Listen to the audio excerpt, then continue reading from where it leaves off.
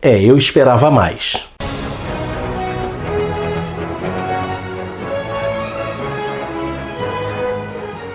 Olá! Bem-vindo ao Fantasma Brasil! No dia 23 de novembro agora chegou ao fim a aventura diária The Avarice Has Landed, ou O Pouso do Avarice. Foi a 266ª tira diária do Fantasma, trazendo o roteiro de Tony DePaul e arte de Mike Manley, e começou a ser publicada em 10 de junho desse ano. Eu venho comentando sobre essa história nos nossos vídeos mensais, de notícias do mês do Fantasma. Então vou fazer um apanhado aqui do que foi essa aventura. A história começa com o lançamento de um foguete da SpaceX, uma empresa que é de propriedade do empresário Ian Mollusk, que também é dono de uma rede social na qual ele faz pequenas postagens chamadas de tweets. Você já começou a perceber em quem esse personagem é inspirado. Em meio ao lançamento da missão Avarice, ocorre um problema e o foguete acaba retornando para a Terra, indo pousar em uma área remota da floresta de Bangala. Inclusive o fantasma vê o rastro do foguete em sua trajetória de queda. Na realidade, o foguete não caiu exatamente, mas ele fez uma aterrissagem um pouco descompassada. O fantasma fica na dúvida se teria caído na terra ou no mar e resolve que vai aguardar se as tribos vão dizer alguma coisa. No dia seguinte, o fantasma recebe uma chamada do presidente Lamanda Luaga, que diz que foi contactado por Ian Mollusk. E é até interessante que o fantasma não faz ideia de quem ele seja. Luaga diz ao fantasma que recebeu informes da empresa de Ian Mollusk de onde o seu foguete teria descido e que Ian Mollusk estava reivindicando o direito de ir até o local da aterrissagem forçada, o que Luaga negou por enquanto. Nesse meio tempo, o foguete se abre de dentro para fora e nós vemos os animais correndo. Ao chegar ao local da queda, o fantasma encontra, realmente a gente tem uma noção exata do tamanho do foguete da missão Avarice, e aí a gente está sabendo que está havendo essa corrida espacial entre bilionários. E é até interessante que o fantasma diz, a corrida espacial dos bilionários chegou a uma terra que pode parecer escondida do próprio tempo. O fantasma descobre que algo saiu de dentro do foguete Avarice e vai continuar as suas investigações. E lhe chama muito a atenção que ele encontra o caminho pelo qual alguma coisa teria passado e que eram linhas retas cortadas em meio à selva densa. O fantasma então encontra um módulo que seria o módulo Avarice, que parece uma espécie de trator que está abrindo esses caminhos retos dentro da selva. Quando ele tenta se aproximar, ele é atacado por aquele veículo que dispara contra ele tiros de advertência, inclusive morteiros, mas que erra fragorosamente cada um dos disparos. O fantasma imagina que o operador está tentando atingi-los, mas que ele não tem uma boa mira, que ele está o tempo todo perdendo os disparos.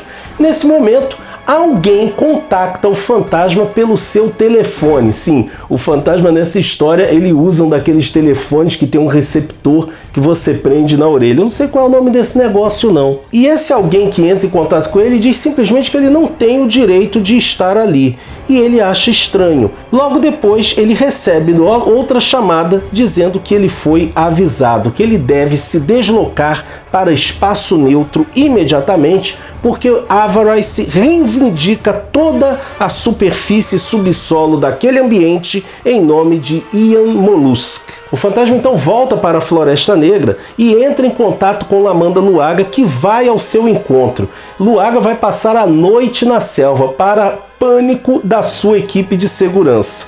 Na conversa entre o fantasma, Luaga e Diana, o fantasma diz que aquele negócio que o Mollusk estava dizendo, que aquilo era uma missão não tripulada, era pura mentira, porque ele falou com o operador. A partir das observações do fantasma, Diana conclui que o que ele está enfrentando é uma IA, uma inteligência artificial, que pensa que está na Lua. Diana, inclusive, diz que até mesmo os programadores não sabem exatamente a que ponto uma inteligência artificial pode chegar, que é aquela que estava ali falando com ele, está sozinha, perdida num mundo desconhecido e provavelmente está assustada, achando que está na Lua. O fantasma então resolve rumar novamente para o local onde o Avarais pousou e Diana está até preocupada e ele fala: alguém vai ter que ser o primeiro fantasma a escrever sobre inteligência artificial nas crônicas. Eu não perderia isso por nada. Luaga retorna para a sua equipe de segurança e de lá ele volta para Morristown, de onde ele vai coordenar as negociações com o tal Ian Mollusk, enquanto o fantasma vai para o meio da floresta reencontrar-se com o Avarais. E aí a gente vai ter umas cenas muito bacanas envolvendo o fantasma nesse enfrentamento quanto a essa IA, porque o tal veículo acaba lançando uma espécie de cão-robô, um robô quadrúpede que vai até onde estão o fantasma e Capeto, e ele entra em combate com o Capeto, sendo que ele aprende a lutar como um lobo. E aí é interessante porque, embora Capeto saia um pouco chamuscado, Capeto sai vitorioso. É como se o Avarais se reconhecesse quem é o macho alfa, né, daquela situação. O tal robô continua dizendo que o Avarais ordenou que ele decolasse para espaço neutro e que ele tinha que ir embora dali. Tendo sido vencido por Capeto e buscando refúgio nas árvores, o robô acaba indo depois atrás de Herói, porque o fantasma chegou a ordenar ele: você falhou na sua missão. Uma coisa que tinha muito nas séries de Star Trek, né? Na série clássica de Jornada nas Estrelas, tinha muito isso do humano convencer o robô a se desligar. Mas isso não acontece aqui não. O quadrúpede vai até onde está Herói e tenta montá-lo, mas ele é rechaçado pelos poderosos coices de Herói e pelos tiros do fantasma que acertam em pontos de articulação. O fantasma chega a pensar: bom, agora eu acabei com essa coisa, mas os restos daquele robô se levantam e retornam para onde está o módulo trator do Avarais.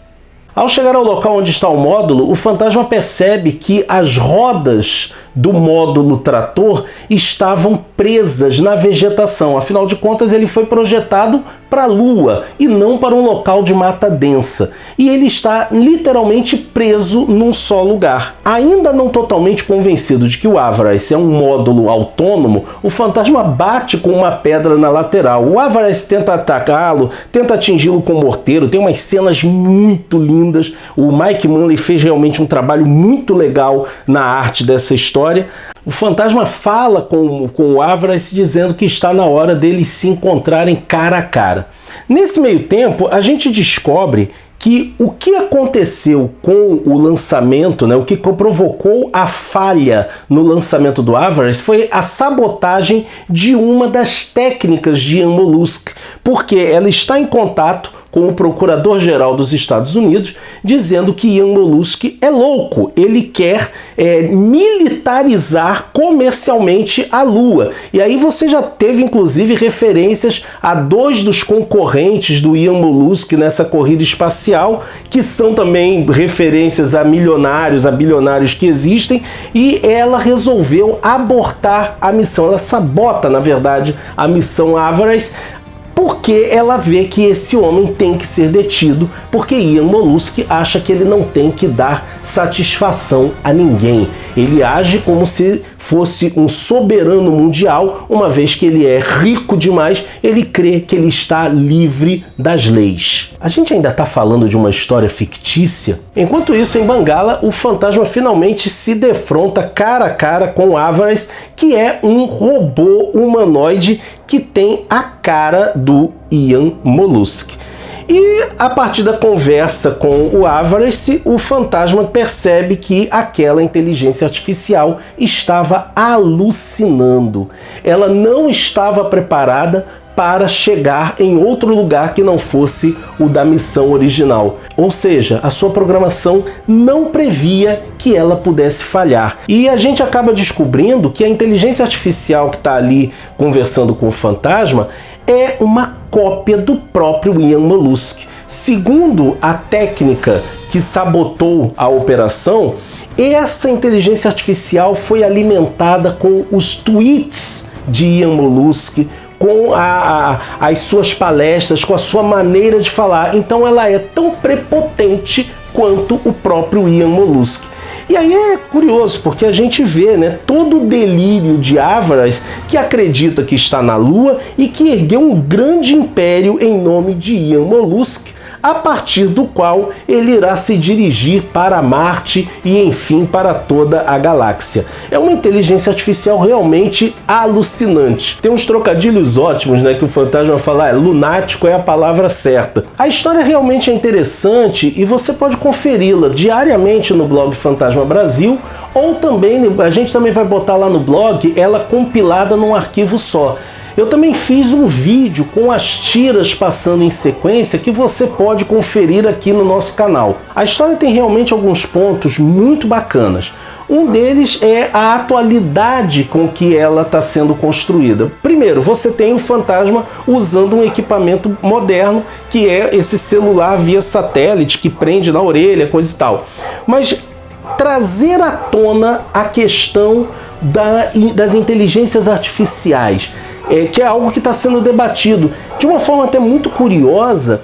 Durante o período em que essa história estava sendo publicada, houve um grande debate em grupos de fãs do Fantasma sobre a arte produzida por inteligência artificial. A maioria dos grupos dedicados ao espírito que anda simplesmente está proibindo a postagem de artes do Fantasma geradas por IA. A própria maneira como essa IA se comporta, né? Ela reproduz o comportamento de quem a programou.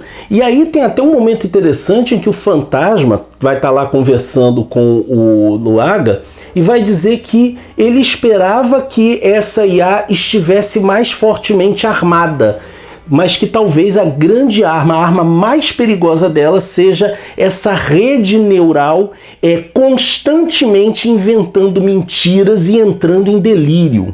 Outra coisa que também é bacana nessa história é a própria crítica que é feita ao Elon Musk. Isso é muito óbvio, tá? Isso aqui não estou inventando não, tá muito óbvio que a crítica é feita a figuras como Elon Musk, Jeff Bezos e todos esses bilionários que ultimamente têm entrado nessa corrida espacial privada e que agem muitas vezes como se não devessem satisfação a ninguém. Pelo que a gente sabe da maneira como essas histórias são escritas, é bem provável que essa história já estivesse pronta desde o início do ano. Entretanto, ela acaba sendo publicada no mesmo período em que o Elon Musk, o personagem da vida real, estava enfrentando sanções de diversos países, inclusive do Brasil. E aí a gente vê como o Tony DePaul faz as referências ao mundo real. O Elon Musk, que é dono da SpaceX e também do X, o antigo Twitter,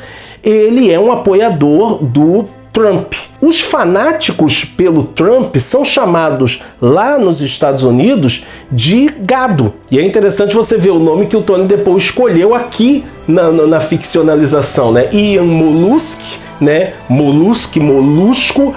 A empresa é a Ox, que é gado em inglês, o símbolo é de um gado e todo o comportamento dele, como de alguém que não deve satisfação a ninguém, é muito parecido com aquele que a gente tem visto por parte do Elon Musk. Então essa referência, né, esse contato da história ficcional com a história real, né, com os acontecimentos presentes, é algo muito bacana, porque você percebe que o Tony DePaul está seguindo a mesma tradição que o Lee Falk seguia. Se você é um leitor antigo do Fantasma, você já deve ter visto personagens nas histórias do Lee Falk que eram uma cópia escrita, por exemplo, do Stalin, do Hirohito. Ele fazia essas referências aos fatos do cotidiano nas suas histórias. E quando o Tony DePaul traz isso para uma história atual, tratando de um assunto tão atual, puxa, isso acaba dando uma outra dimensão. Um outro momento também muito bacana é quando o tal Ian Mollusk está conversando lá com o Luaga, numa chamada de vídeo, né? E ele fica falando, não, senhor Luaga, eu estou acostumado a tratar com com funcionários do governo, eu exijo acesso imediato ao local da queda. E aí o Luaga dá uma enquadrada nele falando assim: antes que eu lhe explique por que você não vai ter acesso ao local da queda, deixe-me esclarecer uma coisa. Meu pai era o senhor Luaga. E aí a assessora do Molusco fala: ele é o presidente de uma nação, as pessoas costumam tratá-lo como senhor presidente. Então olha só como é que é essa coisa, né, do empresário que se acha acima dos países. E o Luaga complementa dizendo que ele só vai ter acesso depois que o procurador-geral dos Estados Unidos tiver mandado os seus homens para lá. E aí a gente tem uma cena ótima, que é quando o Ian Molusky diz: não, como eu sou absolutamente a favor da liberdade de expressão, eu peço que o senhor fale livremente, diga o seu preço.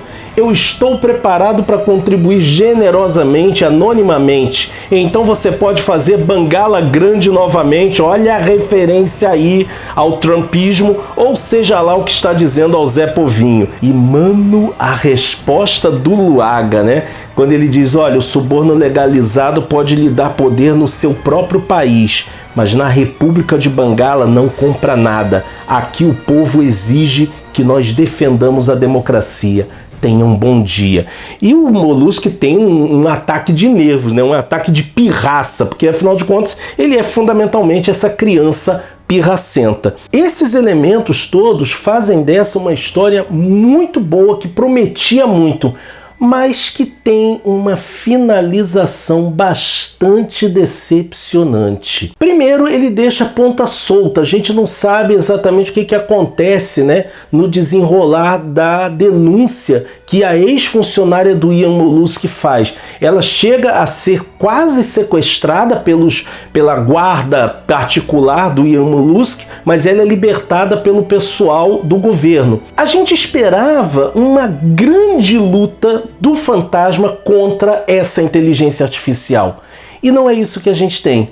A resolução da história é que a inteligência artificial, a IA Molusky, como o pessoal chamou dentro da própria história, ela para de funcionar devido à falta de energia e ao calor e umidade da floresta para a qual ela não estava preparada. É um final decepcionante para uma história que começou bem, que trouxe alguns elementos muito interessantes. Eu me diverti lendo essa história até essa última semana, em que a história entra num marasmo e finaliza de uma forma completamente morna. E pelo que eu já vi da próxima história, ela não vai ser continuada a partir dali. Isso faz com que a gente pense que às vezes parece que o Tony DePaul esquece que o fantasma é um personagem de aventura, de ação, e ele não está dando isso para nós, leitores. Quem acompanha aqui o meu canal há algum tempo sabe que eu não sou nenhum purista de achar que só era bom aquilo que o Lee Falk escrevia. Eu vejo grandes méritos no Tony DePaul, eu gosto das inovações que ele traz para o personagem, mas às vezes ele finaliza as histórias nesse tom. Sem ação, sem aventura, a gente não vê o fantasma sendo o herói que a gente sabe que ele é. Basicamente, nessa história, o fantasma só foi um pombo-correio levando informação para o Lamanda Luaga. Ele não tem nenhuma ação efetiva para acabar com a inteligência artificial do Ian Molusky. Não sei se de repente o Tony DePaul talvez já esteja apresentando sinais de cansaço. Recentemente, numa postagem que ele fez no blog dele, que eu costumo acompanhar sempre, ele disse que teve uma reunião com o pessoal do King Features e que talvez ele se afaste das tiras dominicais. Não sei. A gente não sabe, ele disse que vai ficar tudo bem, mas a gente começa a perceber que há um certo cansaço. Talvez a gente esteja vendo o fim da era Tony DePaul como o único roteirista das tiras do fantasma. Será que o King Features aceita meu currículo? Eu bem que podia me candidatar para escrever as histórias, não? E você já leu essa história? Gostou? Achou que ela poderia ser melhor? O que você achou dela? Bota aí nos comentários pra gente saber a sua opinião. Se você gostou do nosso vídeo, não deixe de curti-lo e compartilhá-lo nas suas redes sociais. Não deixe também de continuar apoiando o nosso canalzinho, fazendo suas compras na Amazon pelo link do Fantasma Brasil que fica na descrição do vídeo. Você tem meu muito obrigado. E não deixe também de se inscrever no nosso canal e de nos acompanhar nas nossas diversas redes sociais, porque assim você fica por dentro de tudo que acontece no fascinante universo do espírito que anda, ok? Vejo você por aí, hein?